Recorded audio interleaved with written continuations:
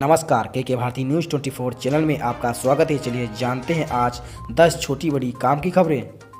इस वक्त की बड़ी खबर निकल के आ रही। केंद्रीय गृह मंत्रालय ने भारत के रजिस्ट्रार जनरल और जनगणना आयुक्त के कार्यालय के डेटा सेंटर या इसके डिजास्टर रिकवरी साइट्स में किसी भी साइबर हमले या डेटा हैकिंग की घटना से इनकार किया है। जी हां, आपको बताते चलें, गृह मंत्रालय की ओर से आज लोकसभा में कहा गया है कि जनगणना डेटा की सुरक्षा और संरक्षा के लिए बहुस्तरीय सुरक्षा दृष्टिकोण अपनाया गया है।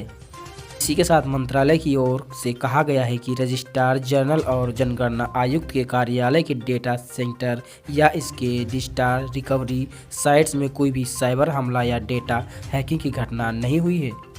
इसी के साथ अगली बड़ी खबर पर नजर डालते हैं। उत्तर प्रदेश के कांग्रेस नेता अजय राव के एक बयान पर सियासी घमासान मचा हुआ है। सोमवार को उन्होंने कहा था कि केंद्रीय मंत्री स्मृति ईरानी अमेठी में आती हैं, लटके झटके देकर चली जाती हैं। बीजेपी इस बयान के बाद से हमलावर है। हालांकि अजय राव अपने बयान पर डटे हुए हैं।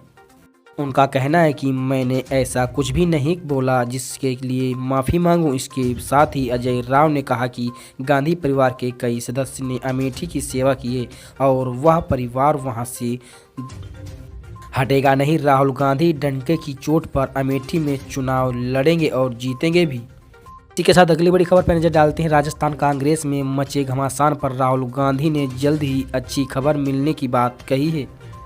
कांग्रेस सांसद राहुल गांधी के नेतृत्व में पार्टी की भारत जोड़ो यात्रा जारी है। ये यात्रा फिलहाल राजस्थान में गुजर रही है।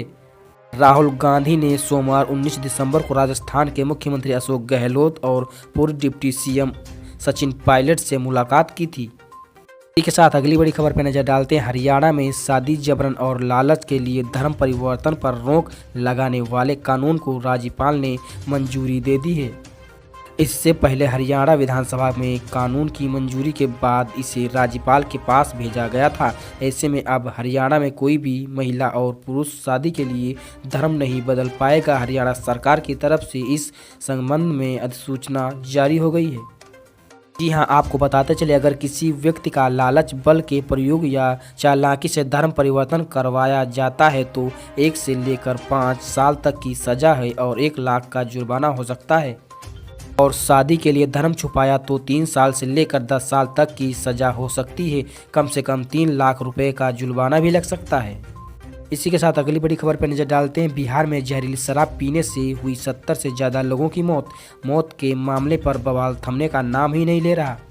बिहार में शराबबंदी के बावजूद भी अवैध रूप से शराब पीने के मामलों में कोई कमी नहीं आई है। आमतौर पर अवैध कच्ची शराब का शिकार गरीब वर्ग के लोग ही बनते हैं, लेकिन नकली जहरीली शराब का मामला सिर्फ अवैध कच्ची शराब तक ही सीमित नहीं है। ब्रांडेड शराब की बोतल में भी शराब तस्करों के निशाने पर है।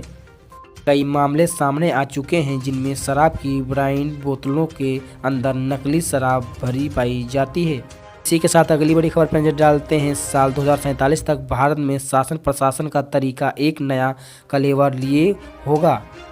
इस काम को अंजाम देने के लिए भारत सरकार ने युवा प्रशासनिक अधिकारी, गैर प्रशासनिक अधिकारियों, शिक्षावादियों, उद्यमियों का एक ग्रुप बनाया है। यहाँ ये ग्रुप इसलिए बनाए जा रहे हैं जिससे कि 2047 तक के भारत की स्थिति कैसी हो सकती है, इस पर ग्रुप बनाए जा चुके हैं और इस ग्रुपों में काम भी हो रहा है। आइए जानते हैं इन ग्रुपों के द्वारा किस तरीके से बदलाव किया जा सकता है। ये ग्रुप भविष्य में शासन के तौर तरीकों में बदलाव लाने के नए आइडियाज़ को लेकर तैयार हैं। इसी के साथ चलिए डालते हैं अगली बड़ी खबर पर नज़र। चीन में कोरोना संक्रमण तेजी से फैल रहा है। चीन के बड़े शहरों से लेकर ग्रामीण क्षेत्रों में भी कोरोना के मामले तेजी से बढ़ रहे हैं। ऐसे में एक बार फिर से कोरोना विस्फोट होने की संभावना जताई जा रही है। सीनियर महामारी एक्सपर्ट ने चीन के 60,000% लोगों को कोविड से संक्रमित होने की संभावना जताई है। एक्सपर्ट एरिक फिगलडिंग का कहना है कि तेजी से संक्रमण की वजह से लाखों लोगों की मौत हो सकती है। जी हाँ, चीन ने आम लोगों के विद्रोह के बाद बिना किसी तैयारी के ही जीरो कोविड पॉलिसी में ढील दे दी है। इसके बाद चीन के कई इलाकों में कोरोना संक्रमण की रफ्तार बढ़ी है। के साथ अगली बड़ी खबर पर नजर डालते हैं। दुनिया भर में नवंबर की शुरुआत में कोविड-19 के मामले लगातार बढ़ रहे हैं, लेकिन भारत में इसकी संख्या में गिरावट दर्ज की जा रही है। रविवार को खत्म हुए हफ्ते में देश में सिर्फ 12 मौत दर्ज की गई, जिसमें से 3 दिनों में 0 मौत भी शामिल है। मार्च 2020 के बाद दैनिक कोविड मौतों की संख्या सबसे कम है। अगली बड़ी खबर, देश के आईटी सेक्टर में मॉनिटरिंग के सामने आ रहे मामले के बीच केंद्र सरकार ने कहा कि कोई भी कर्मचारी नौकरी करते हुए अपने एम्प्लॉयर के हितों के खिलाफ जाकर कहीं और नौकरी नहीं कर सकता है।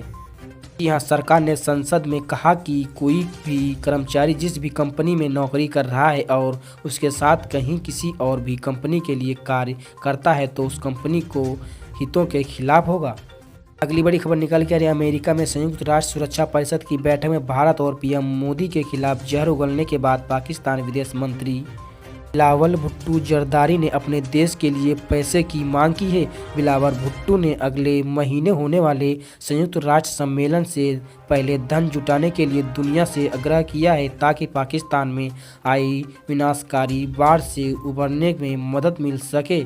दरअसल इस समय पाकिस्तान भयंकर आर्थिक संकट का सामना कर रहा है, क्योंकि पाकिस्तान के पास 1 महीने के आयात डॉलर के बदले कमज़ोर पाकिस्तानी रुपया और अंतर्राष्ट्रीय मुद्रा कोष का समय पर लोन ना चुका पाने की चुनौतियों से गुजर रहा है। इसी तरह की देश दुनिया भर की खबरों से अपडेट रहने के लिए अभी हमारे चैनल को सब्सक्राइब करें, वीडियो को लाइक शेयर कमेंट करना ना भूलें।